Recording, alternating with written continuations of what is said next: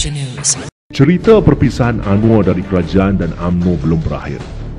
Keputusan mesyuarat Mahathir bersama menteri-menteri besar memerlukan pengesahan dari parti dan sebagai seorang yang demokratik, Mahathir perlu mendapat dukungan sepenuhnya oleh mereka yang telah dipilih oleh ahli-ahli untuk memimpin parti.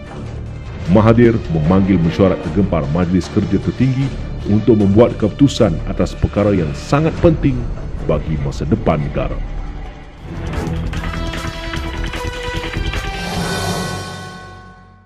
Dr. Mahathir mengambil masa sejam lebih mencerita daripada awal sampai akhir, satu-satu dengan dada yang lembut, dengan penuh kesabaran, dengan fakta-faktanya.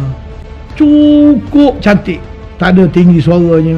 Bila Dr. Mahathir buka perbahasan untuk MKT bincang, tak ada orang nak cakap. Sebab dalam majlis tertinggi pada waktu itu ni, ramai yang menyokong Anwar ni, yang dia ada janji macam-macam ni. Sebab yang ni dah dijangka nak jadi menteri besar, nak kekal menteri besar. Mesyuarat Majlis Kerja Tertinggi UMNO malam itu berlangsung dalam keadaan yang tegang. Anwar menafikan semua tuduhan terhadapnya dan dia juga mempunyai beberapa orang penyokong, tetapi yang menjuarai penentangan yang keras terhadapnya ialah Ibrahim Ali. Jika Anwar menepuk meja, Ibrahim Ali menumbuk meja.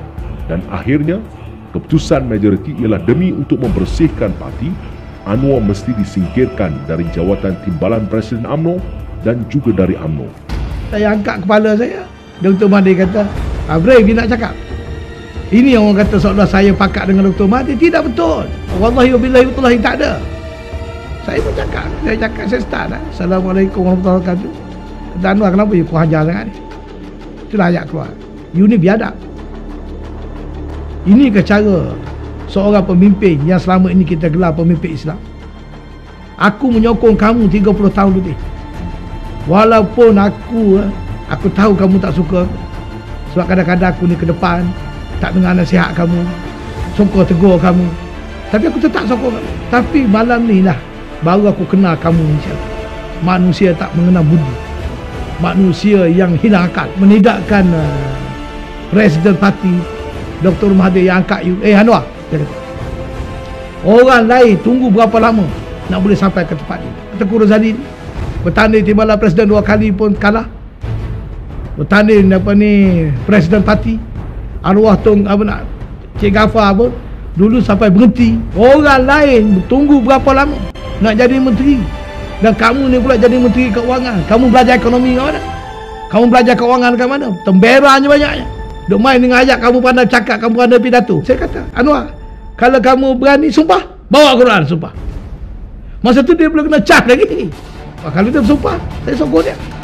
Anwar keluar terlebih dahulu dari mesyuarat itu dan meminta orang ramai yang berkumpul di luar ibu pejabat UMNO di PWTC, kebanyakan orang upahannya, supaya bertenang. Anwar memberitahu mereka bahawa tuduhan terhadapnya adalah palsu dan beliau akan memerangi mereka sehingga ke akhir. Orang ramai bersorak dan melaungkan Allahu Akbar, Allahu Akbar. Sepatut Anwar atas nama credibility mesti bersihkan nama dia. Sebab kenyataan itu akan dibaca oleh anak-anak yang menuntut undang-undang pada masa depan. Akan jadi sejarah. Begitu kan? Bagi saya penting. Kalau orang tuduh saya curi ayam saja kan, saya akan lawan. Saya akan bersihkan nama saya sebab I'm the leader. I'm a leader. Contohnya saya begitu. Dan Anwar is the leader. Tetapi mengapa dia tidak bersihkan itu? Saya cabar dalam mesyuarat majlis tertinggi. Waktu belum dia kena dakwa. Sampai sekarang dia tak berani bersumpah. Kenapa dia tak dakwa Datuk SK? Kenapa dia tak dakwa Rahim Tamijik? Sama Nalu dan sebagainya? Tak ada. Yang ini yang susahnya. Bila kita bercakap, orang tak nak percaya. Tapi benda itu berlaku. Kamera CNN dan BBC merekodkan setiap detik peristiwa itu.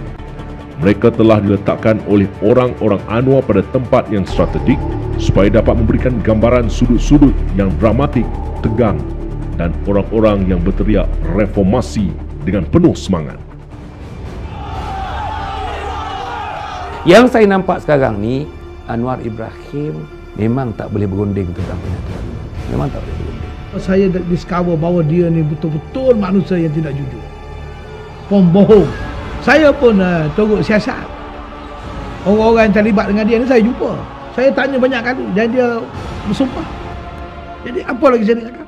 Apabila anggota Majlis Kerja Tertinggi keluar kemudiannya, mereka telah dibaling dengan berbagai objek termasuk botol-botol air. Mereka kemudian bersurai dan pulang dengan harapan untuk menunggu habuan seterusnya.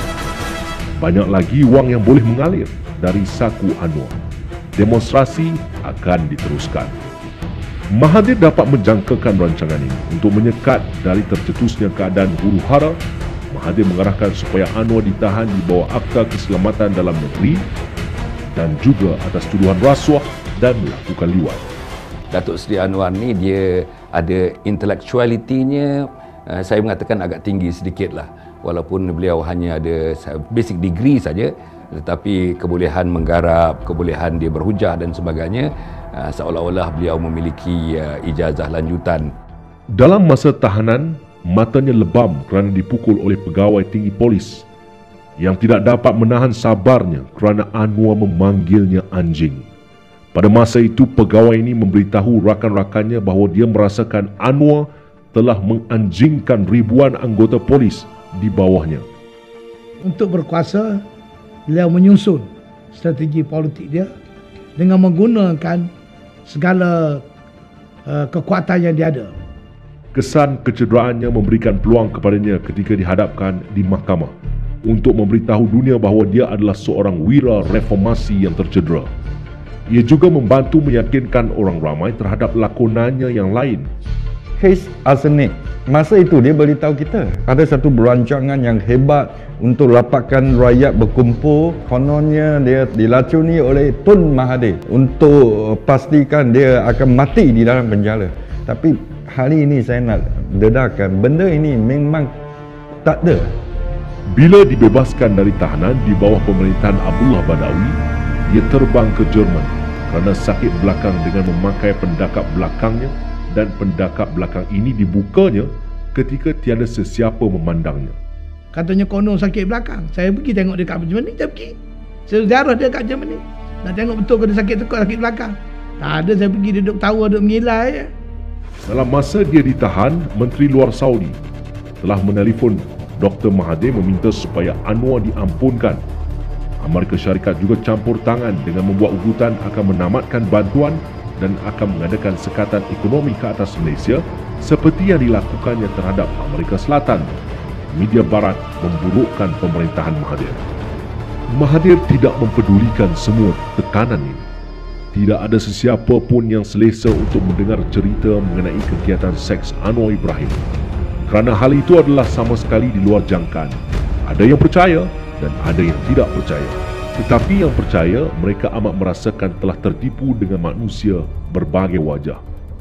Isterinya sendiri dikatakan telah mengarahkan penyiasatan dan gagal untuk melenyapkan prasangkanya. Datin Sri Wan Aziza, saya nampak dia seorang yang jujur kepada suami. Memang kita pernah bincang dengan Wan Aziza, dan Wan Aziza pun ada beritahu sedikit masalah tentang Anwar Ibrahim. Datin Sri banyak rahsia dia disembunyikan hingga hari ini. Wan Azizah bukan seorang budak. Jauh mengatasi Anwar dari segi kecerdikan dan kelicikan. Cerita-cerita yang didengar, rakaman video, keputusan mahkamah, desas-desus, kenyataan Wikileaks, semuanya sudah lama dan amat melukakan hatinya. Dulu dan sekarang, tetapi dia tetap mencintai suaminya. Anwar sememangnya seorang radikal yang kejam. Anwar seorang lelaki biadab, seorang manusia yang telah menyalahgunakan hadiah paling berharga yang diberikan oleh seorang wanita, iaitu kepercayaan. Dia tidak sahaja mengecewakan Azizah, dia juga telah mengkhianati rakan-rakan abimnya. Dia mengecewakan mentornya yang mahu menyerahkan kepimpinan negara kepadanya, dan dia menghancurkan kepercayaan UMNO, Melayu dan Islam kepadanya. Kita lihat, dialah punca perpecahan Melayu. Dia juga merosakkan parti PAS. Kepimpinan orang yang punya bawa, punya akhlak, punya hala tuju yang benar, begitu kan. Hari ini kita menghadapi masalah pluralisme agama, ya. Anwar antara pendukungnya. Dia hanya cakap Islam secara rambang, secara umum Islam. wajah Anwar Ibrahim ini dari segi perspektif Islam, saya bagi hemat saya ialah satu wajah hitam. Dia seorang aktivis politik, pemimpin politik. Apa teori, konsep dan teori politik Islam yang beliau pakai? Ini bukan kita resis. Kita dah cakap selama ini, pentingnya kita jaga kerangka pelbagai negara, asas pelbagai negara. Baik dari segi Islam, baik dari segi raja-raja Melayu, hak istimewa Melayu ialah nak menentukan kaum majoriti Melayu ini bersatu.